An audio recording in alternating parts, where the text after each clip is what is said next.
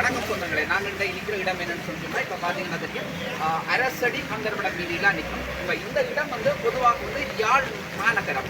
யாழ் மாநகரம் வந்து நீர்ற மூழ்கிற ஒரு அபாயகரமான சூழ்நிலைக்கு தள்ளப்பட்டிருக்கு. ஏன்னு சொல்லிட்டோம்னா, இப்போ அன்றைய நாட்களாக பெய்து வர அடமழை காரணமாக வந்து இந்த வீதியில வந்து இன்றைக்கு மிக மோசமாக வரலாறு காணாத அளவில் இன்றைக்கு வெள்ளப்பெருக்கு ஏற்பட்டிருக்கிறது. இந்த காட்சிகளை பார்த்தீங்கன்னா நாங்கள் ஏற்றுமாக சொல்ல தேவையில்லை. மக்கள் வந்து ஒரு வியாபாரம் செய்ய முடியாத நிலை, இதால் வாகனங்கள் போக முடியாத நிலை, அதே நேரத்தில் தொழில் வாய்ப்புகளுக்கு போக முடியாத நிலை, கூலி தொழில் செய்கிறவர்கள் வந்து மிக பெரும் ஒரு அபாயகரமான அதாவது அவலையிலேயே சந்திக்க வேண்டிய ஒரு சூழ்நிலைக்கு கொல்லப்பட்டிருக்காங்க. ஏன்னு சொன்னால் தொடர்ச்சியான மழை, இடைவிடாத மழை தொடர்ச்சியாக பெய்து கொண்டிருக்கிறது.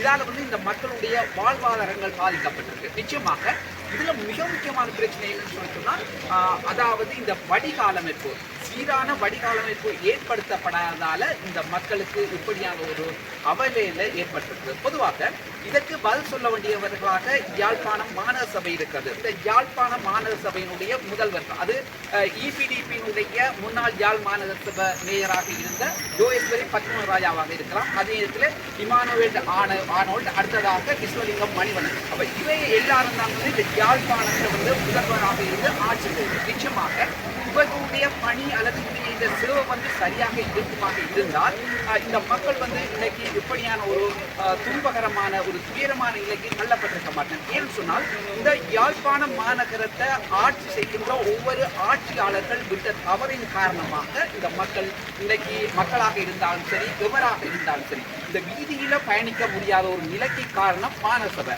சீரான வடிகாலமைப்பு இல்லை. இந்த பக்கத்தில் இருக்கிற, அதாவது இந்த பைரவர் கோயிலுக்கு அருகாமையில் இருக்கிற இந்த குளம் வந்து தூர்வாரப்படாத ஒரு மிக மோசமான ஒரு நிலையில இருக்குது. அதே நேரத்தில் இதற்கு பின்புறமாக இருக்கிற, அப்ப நான் இருக்கிற இடத்துக்கு பின்புறமாக இருக்கின்ற இந்த வடிகாலமைப்பு வந்து இன்றைக்கு குப்பை கூலங்களால அடைக்கப்பட்டிருக்கிறது.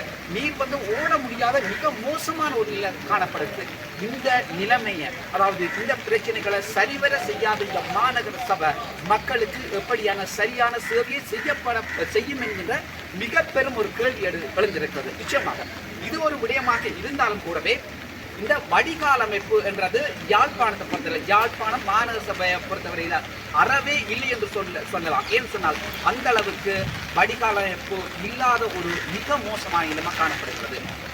இதுல இன்னும் ஒரு மிக முக்கியமான விஷயம், அதாவது இந்த கந்தர் மடம் அரசடியில் இருக்கிற மக்கள் வந்து இந்த இடங்களை விட்டு, தங்களுடைய வீடுகளை விட்டு இடம்பெயர்ந்திருக்கணும். ஏன்னு சொல்லிட்டோம்னால், வீடுக்குள்ளா தண்ணீர், அதே இடத்துல மக்கள் ஒரு பொருட்களை வச்சிருக்கலாம் இல்லாம, சமைக்கலாம் இல்லாம, அப்படி பலவிதமான துன்பகரமான சூழ்நிலைக்கு இந்த மக்கள் தள்ளப்பட்டிருக்கிறார். உறவுகள் ஆலயங்கள்லையும் அதே மாதிரி பாடசாலைகளையும் மக்கள் தள்ளம் போகிற ஒரு அவலம் அல்லது ஒரு துப்பாக்கியில அல்லது ஒரு வேதனையான சம்பவம் நிச்சயமாக இடம்பெற்றிருக்கிறது. ஏன்னு சொன்னால், இது அத்தனைக்கும் வந்து காலங்காலமாக ஆட்சி செய்த இந்த ஆட்சியாளர்கள் மக்களுக்கு அதை செய்தோம், இதை செய்தோம், யாழ் மாநகரத்திலே வந்து நாங்கள் இப்படியான அபிவிருத்திகளை செய்தோம், மக்களுக்கு இப்படியான வேலைப்பாடுகளை செய்தோம் என்று சொல்லி பிரயோசனமில்லை. ஆனால் அவர்கள் செய்ய வேண்டிய வேலை இந்த மக்களை வந்து நிம்மதியாக தங்களுடைய வீடுகளிலே இருப்பதற்கு, அல்லது இந்த தங்களுடைய தொழில் வாய்ப்புகளை மேற்கொள்வதற்கு, அல்லது அன்றாடம் கூலி தொழில் செய்கின்ற அந்த தொழிலாளர்களுடைய வேலைகளுக்கு இடங்களை ஏற்படுத்தும் விதமாக இந்த யாழ் மாநகரசபையுடைய அரசியல்வாதிகள் இருந்திருக்கிறார்கள் என்று சொல்வதுதான் பொருத்தமாக இருக்கும். ஏனென்றால் இந்த விஷயத்துல நாங்கள் வந்து எவரையுமே குற்றம் சொல்லல. ஏனென்றால் குற்றம் சொல்ல வேண்டிய பொறுப்பு இருக்கிறது என்ற அந்த அளவுக்கு இந்த யாழ் மாநகரம், அப்ப நீங்கள் பார்க்கிற ஒவ்வொரு காட்சிகளும் அப்ப பார்த்தா உங்களுக்கு தெரியும். இந்த மீன் வியாபாரம் செய்கிற ஐயா வந்து இந்த தண்ணிகளால எப்படி கஷ்டப்பட்டு கொண்டு போறான்றதை வந்து நான் சொல்ல வேண்டிய தேவையில்லை. உங்களுக்கு அப்ப எனக்கு பின்புறமாக இருக்கின்ற அந்த காட்சியில வந்து சாட்சியா அமைஞ்சிருக்கும் நினைக்கிறேன். அதே நேரத்தில் இன்னைக்கு யாழ்ப்பாணம் மாநகரம் நீர்களை முற்று முழுதாக மூழ்கி இருக்கிறது.